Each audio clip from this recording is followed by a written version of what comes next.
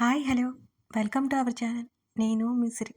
ఈరోజు మనం చెప్పుకోబోయే కథ నువ్వే కావాలని పార్ట్ 14. కథలోకి వెళ్ళే ముందు వీడియోని లైక్ చేసి అలాగే హైప్ అనే ఆప్షన్ వస్తుందండి, దాని మీద క్లిక్ చేయండి. మర్చిపోకండి. ఇక వచ్చేయండి. నువ్వు నాదానివి అన్న నిరవ మాటలు గుర్తొస్తుంటే ఉలిక్కి పడ్డాను. ఏమైందే అని అడిగాడు బావ. ఏం లేదు, ఇక వెళ్దామా అని అడిగాను. బావ కిందకి దిగి నన్ను కిందకి దించి నడవలేమోనే, నేను డ్రాప్ చేయన కింద వరకు అని బావ నవ్వుతుంటే, ఇప్పుడు కాదులే, తర్వాత నేనే అడిగి మరీ డ్రాప్ చేయించుకుంటాను బావ అని తలదించుకొని చెప్పాను. బావ నవ్వుతూ నన్ను గట్టిగా హత్తుకున్నాడు. ఆ తర్వాత ఇద్దరం కిందకెళ్ళిపోయాం, ఎవరి గదుల్లోకి వాళ్ళం. నెక్స్ట్ డే యథావిధిగా స్టార్ట్ అయిపోయింది. ఆ రోజు బావ కోసం తనకిష్టమైన నాన్ వెజ్ ఐటమ్స్ అన్నీ వండడం మొదలుపెట్టింది మా అమ్మ. నేను కూడా హెల్ప్ చేస్తూనే కిచెన్లో ఉండిపోయాను.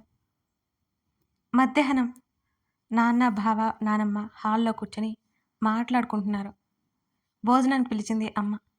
నేను స్పైసీ ఫుడ్ ఎక్కువ తినలేను. బావకి నేనంతా ఆపోజిట్. ఈసారి నేనే వడ్డించాను అమ్మకు చెప్పి. బావ తింటుంటే నాకు చాలా హ్యాపీగా అనిపిస్తోంది. అంటే నా హ్యాండ్ పడింది కదా వంట చేయడంలో, అది నా సంతోషం. భోజనం చేస్తున్నప్పుడు బావ ఫోన్ పదే పదే మోగుతుంది. బావ లిఫ్ట్ చేయలేదు. ఎందుకో అర్థం కాలేదు. విక్రమ్, ఒకసారి ఎవరికి అవసరం వచ్చిందో ఏమొచ్చిందో చూడు అని నాన్న అనడంతో ఫోన్ బయటికి తీసి డిస్ప్లే మీద కనిపిస్తున్న నంబర్ చూడగానే బావ ఫేస్ సీరియస్గా మారిపోయింది. వెంటనే ఫోన్ ఆఫ్ చేసి సైలెంట్లో పెట్టేశాడు. తింటున్నంతసేపు బావ ముఖం సీరియస్గానే ఉంది.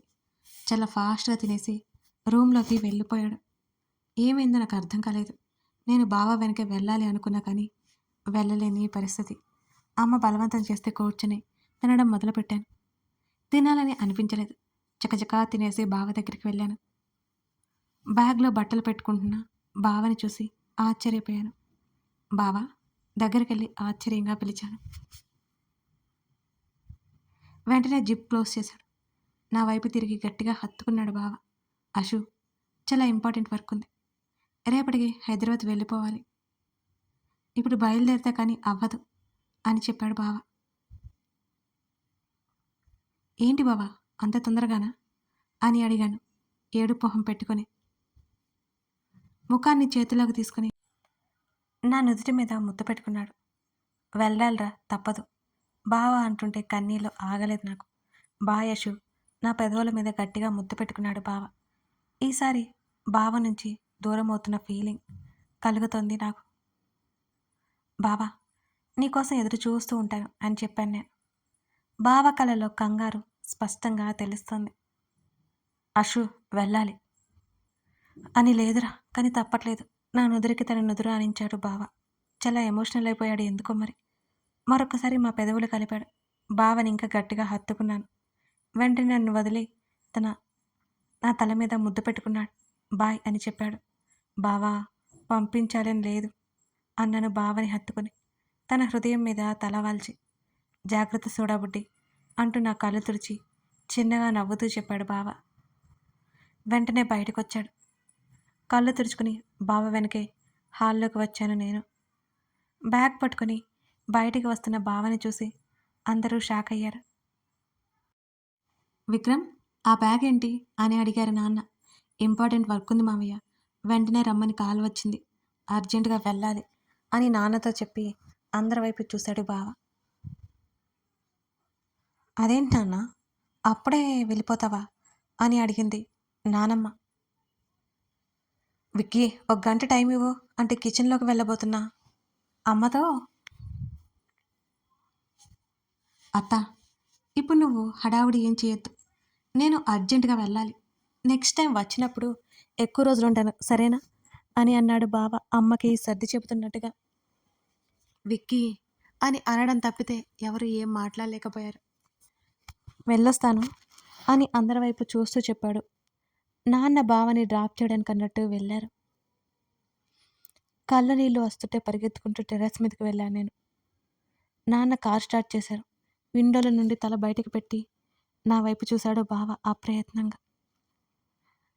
చెయ్యి ఊపాను. బావ కూడా నా వైపే చూస్తూ ఉన్నాడు అలా వెళ్తున్నంతసేపు. బావ వీధి చివర వెళ్ళే వరకు చూస్తూనే ఉన్నాను. ఆ తర్వాత కన్నీళ్లతో నా కనులు నిండిపోయాయి. కొంత సమయం అక్కడే ఉండి, కొద్దిగా కుదుటపడ్డాక కిందకు వచ్చేశాను నేను. బావ గదిలోకెళ్ళాను. షర్ట్ మర్చిపోయాడు. ఆ షర్ట్‌ని పట్టుకొని అపురూపంగా హృదయానికి హత్తుకున్నాను. కొంత సమయం అలాగే ఉండిపోయాను. ఎవరితో ఏం మాట్లాడకుండా నా రూమ్‌లోకి వెళ్ళిపోయాను. బావ బస్ కానీ, ట్రైన్ కానీ ఎక్కిన తర్వాత కాల్ చేస్తాడేమో అనుకున్నా కానీ చేయలేదు. బావ బిజీగా ఉన్నాడేమోనని నేను ఇంకా కాల్ చేయలేదు తనకి. రాత్రి సరిగ్గా నిద్రపోకపోవడం వల్ల కళ్ళు మూసుకున్న వెంటనే నిద్ర పట్టేసింది నాకు. బావ ఫోన్ కోసం ఎదురు చూస్తూ ఆ రోజు అలా గడిచిపోయింది. రూమ్‌లో నుంచి బయటకు కూడా రాలేదు నేను. తర్వాత రోజు కాలేజీకి వెళ్ళాను. నీరవ్ కలుస్తాడు అన్న సంగతి నాకు గుర్తులేదసలు. బావ ఆలోచనలో ఉన్నాను కదా! ఏంటి అలా ఉన్నావు? అని అడిగింది సుహాని. ఏం లేదులే. సార్ వస్తున్నారు. క్లాస్ విను అని అన్నాను. ఇద్దరం క్లాస్ వినడంలో మునిగిపోయాం. మొన్న నైట్ కాల్ చేశావు. ఎందుకు? అని నేను అడుగుతుంటే సరిగ్గా అదే సమయంలో నా కోసం ఎవరో వచ్చారని అటెండర్ అంకుల్ చెప్పి వెళ్ళారు. నాన్నేమైనా వచ్చారా ఏంటి? అనుకుంటూ బయటకొచ్చాను. స్టాఫ్ రూమ్ దగ్గర ఉన్నారని చెప్పారు అటెండర్ అంకుల్. అటువైపుకి వెళ్ళాను. అందరూ క్లాస్‌కి వెళ్ళడం వల్ల స్టాఫ్ రూమ్‌లో ఎవరూ లేరు. స్టాఫ్ రూమ్ తర్వాత ఫిజిక్స్ ల్యాబ్ ఉంది. ఆ రెండిటి మధ్య కాస్త ప్లేస్ ఉంటుంది. స్టాఫ్ రూమ్‌కి ముందుకు వెళ్ళగానే నీరవ్ నా చేతిని పట్టుకొని లాక్కొని వెళ్ళాడు పక్కకి. గుండె ఆగినంత పనైంది నాకు. చుట్టూ చూశాను భయంతో. ఏంటిది? వదలండి అంటూ నీరవ్ చేతిని విడిపించుకుంటుంటే, బంగారం ప్లీజ్ అని నా కళ్ళలోకి చూస్తూ రిక్వెస్ట్ చేశాడు నీరవ్. నీరవ్ ఎప్పుడు బెదిరించడం తప్ప రిక్వెస్ట్ చేయడం నేను చూడలేదు. ఇప్పుడే ఫస్ట్ టైం చూస్తున్నాను. నేను ఆశ్చర్యపోయాను. దూరం జరగండి అన్నాను. నాకు టైం లేదు. నీతో చాలా మాట్లాడాలి. సైలెంట్‌గా ఉండు బంగారు అని అన్నాడు. అతన్నే చూశాను నేను. ఇంపార్టెంట్ వర్క్ ఉంది నాకు. ఈరోజు నైట్ ఫ్లైట్‌కి ఔట్ ఆఫ్ వెళ్తున్నాను కంట్రీ. మళ్ళీ వచ్చేసరికి చాలా లేట్ అయిపోతుంది. 10 నిమిషాలు నాతో టైం స్పెండ్ చెయి అని అన్నాడు నీరవ్. నీరవ్ అంత కూల్‌గా ఉండడం నాకే కొత్తగా ఉంది. నీకు ఇష్టం లేకుండా నిన్నెప్పుడూ ముట్టుకోలేదు. కారణం నీకు ఇష్టం లేదు అంతే. కానీ గుర్తుపెట్టుకో అశోక, నువ్వు నాదానివి. యెస్, యు ఆర్ మైన్ అని నీరవ్ చెప్తూ ఉంటే ఆ ఊహకే నాలో వణుకు పుట్టేసింది. నిన్ను చూసిన మొదటి చూపులోనే నాకు నచ్చేశావు. నీ బిహేవియర్ని, నీ ఇన్నోసెన్స్ కూడా నాకు బాగా నచ్చాయి. నేను ఎప్పుడు అమ్మాయిలతో మాట్లాడింది లేదు. కానీ నీతో మాట్లాడలేకపోతే, నిన్ను చూడకపోతే నాకు రోజు గడవదు. ఆ రోజు అసలు నిద్ర కూడా పట్టదు. అంతగా నా హృదయంలో నిండిపోయా నువ్వు. నేను నీ వెంట పడే పోగిరిని కాదు. నీ తోడు లైఫ్ లాంగ్ ఉండాలనుకునేవాడిని. ఇప్పుడు నీకు దూరంగా వెళ్తుంటే ప్రాణం పోతున్నట్టుంది అశోక. కానీ డాడ్‌కి మాట ఇచ్చాను. తప్పదు. నువ్వు నాకు ఎంత ఇష్టమంటే, నువ్వు నాకు దూరం కాకుండా ఉంటే చాలు అనుకునేంత. నీ నుంచి నేనేం కోరుకుంటున్నానో నీకు అర్థమైందనుకుంటా. ప్రేమ, దోమ నీ వెంటపడట్లేదు. ఫ్యూచర్‌లో నీ పెళ్లి నాతోనే అని నేను చెప్పేస్తున్నా. నేను తిరిగి వచ్చేసరికి నీ సమాధానం నాకు యెస్ అనే అవ్వాలి. నువ్వు నో అని చెప్తే ఆ నోకి కారణం కూడా చెప్పాలి. ఆ విషయం గుర్తుపెట్టుకో. ఆలోచించుకోవడానికి కావాల్సిన టైం 3 నెలలు. మాక్సిమం యెస్ అనే చెప్పాలి. ఒకవేళ మీ ఇంట్లో వాళ్ళకు భయపడుతుంటే మన పెళ్ళికి ఎలాంటి ప్రాబ్లమ్ రాకుండా నేను చూసుకుంటాను. ఎవరిని హర్ట్ చేయకుండా నేను మేనేజ్ చేస్తాను. ఇప్పటివరకు నేను నీకు నువ్వు కావాలి అని చెప్తున్నా. ఎప్పటికీ ఇదే చెప్తాను అని ఒక క్షణం ఆగి నా వైపు చూశాడు. నీరవ్ చెప్తుంటే వింటూ ఉన్నాను. ఐ లవ్ యూ అశోక అని అంటూ. ఏంటి? నన్ను గట్టిగా హత్తుకున్నాడు.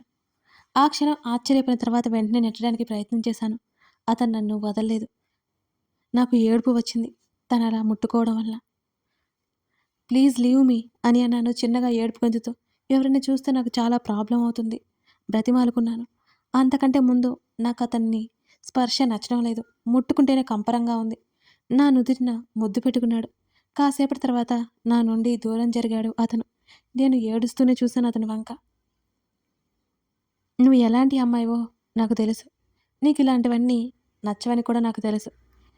నేను వచ్చే వరకు నీ స్పర్శ నాకొక మెమరీ. నీకు ఇష్టం లేకుండా హగ్ చేసుకొని కిస్ చేసినందుకు సారీ అని చెప్పాడు నీరవ్. అలాగే ఏడుస్తున్నా. తన వైపు చూడలేదు నేను.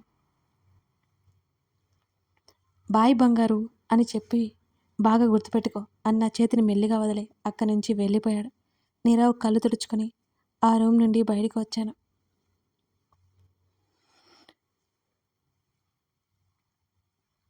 నాకు ఎదురుగా మా లెక్చరర్ కనిపించాడు. ఇక అంతే సంగతిని బిగుసుకుపోయాను నేను.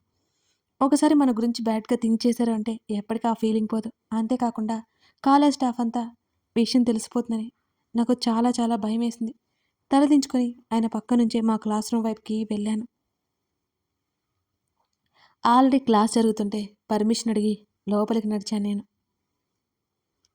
ఎక్కడికి వెళ్ళిపోయావే అని అడిగింది సుహాని. ఏమీ మాట్లాడలేదు నేను. అషు నిన్నే అని అది పిలుస్తున్నా ఏం లేదులే క్లాస్ వినాలని అనిపించలేదు ఇక నాకు. తల వంచుకొని నోట్బుక్ వైపు చూస్తూ ఉన్నా. కన్నీళ్లు ఆగకుండా వస్తున్నాయి. నోట్బుక్ని తడిపేశాయి. అషు నా భుజం మీద చేయి వేసింది సుహ. వెంటనే కళ్ళు తుడుచుకొని సర్దుకున్నాను నేను. క్లాస్ అయిపోగానే బ్యాగ్ తీసుకుని బయటకు వచ్చాను.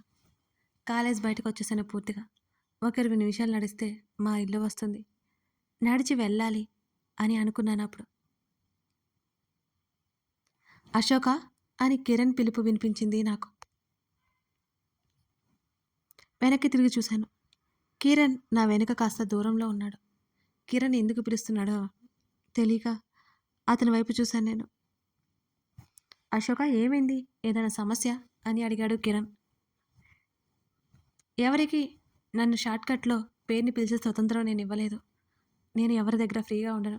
కాబట్టి అందరూ అంత తొందరగా నాతో మాట్లాడలేరు కూడా. ఏం లేదు కిరణ్, కొంచెం హెల్త్ అప్సెట్, అందుకే ఇంటికి వెళ్తున్నాను అని చెప్పాను నేను. ఏమైంది అశోక అని కంగారుగా అతను అడుగుతుంటే కొంచెం హెడేక్ అంతే, రెస్ట్ తీసుకుంటే సరిపోతుంది అని ఇంకొక మాట మాట్లాడకుండా వెళ్ళాలి అనుకున్నాను. ఆ రోజు నీరవ్ చేతిలో కిరణ్ దెబ్బలు తినడం నాకు గుర్తుకొచ్చింది. సారీ కిరణ్, ఆ రోజు నా వల్లే నీకు ఆ పరిస్థితి వచ్చింది అని అన్నాను నేను. నీ తప్పేం లేదు అశోక, వదిలే ఆ విషయం అని అన్నాడు కిరణ్. నేనేమీ మాట్లాడలేదు. నా బైక్ ఉంది, డ్రాప్ చేయనా అని అడిగాడు కిరణ్. నో థ్యాంక్స్ అని నవ్వి అక్కడి నుంచి వేగంగా అడుగులు వేశాను. అశోక ప్లీజ్ అంటుంటే నేను నడవడం ఆపేసి కిరణ్ వైపు చూశాను ఏంటి అన్నట్టుగా. కిరణ్ నిన్నొక అతను కొట్టాడు కదా, ఇప్పుడు నాతో మాట్లాడుతున్నట్టు చూశాడు అనుకో, నీ పరిస్థితి చాలా దారుణంగా ఉంటుంది కిరణ్. ప్లీజ్ అర్థం చేసుకో, వెళ్ళిపో అన్నాను నేను. సారీ అశోక, నిన్ను ఇబ్బంది పెట్టినట్లయితే అని అక్కడి నుంచి కిరణ్ వెళ్ళిపోయాడు. ఎందుకో కిరణ్తో వెళ్ళాలి అని నాకు అనిపించలేదు. నడుచుకుంటూ ఇంటికి వెళ్ళిపోయాను. తర్వాత నుంచి నిరవగాడు రాడు అంటే నాకు చాలా అంటే చాలా సంతోషంగా ఉంది. ఇక ప్రాబ్లం లేదనుకున్నాను. గట్టిగా ఊపిరి తీసుకుని ఇంటి వైపుకి అడుగులు వేశాను నేను. ముందు ముందు నా లైఫ్లో జరగబోయే పెద్ద పెద్ద సంఘటనలు నాకు తెలిసి ఉంటే ఆ క్షణం అంత రిలీఫ్గా ఉండేదని కాదేమో. కానీ ఒక టైంలో నా లైఫ్ మీద నాకే విరక్తి వచ్చేస్తుందేమో. ఇంటికి వెళ్ళిన తర్వాత బావ నుంచి ఫోన్ కాల్ రాలేదు. నేనే బావకి కాల్ చేశాను. ఫస్ట్ బావ లిఫ్ట్ చేయలేదు. ఆ తర్వాత ఎవరో ఒక అమ్మాయి లిఫ్ట్ చేసింది. ఆ అమ్మాయి గొంతు వినగానే ఆశ్చర్యపోయాను. కథ కొనసాగుతోంది. నీరవ్ మరి రాడు అనుకున్న అశోక అభిప్రాయం నిజమవుతుందా? విక్రమ్ కాల్ లిఫ్ట్ చేసిన అమ్మాయి ఎవరు? విక్రమ్ దగ్గర ఏం జరుగుతుంది? తెలుసుకోవాలంటే తర్వాత భాగం మీరు చూడాల్సిందే. కథ నచ్చితే లైక్ చేసి ఏమి అనిపించిందో కామెంట్ చేయకుండా మర్చిపోకండి. అలాగే ఇంకా మన ఛానల్ని సబ్స్క్రైబ్ చేసుకోనట్లయితే సబ్స్క్రైబ్ చేసుకొని మీరు సపోర్ట్ చేయాలని ఆశిస్తున్నాను. త్వరగా మనం 15K రీచ్ అవ్వాలి కదా, దానికి మీ సపోర్ట్ చాలా చాలా అవసరం. చేస్తారు కదా. Thank you.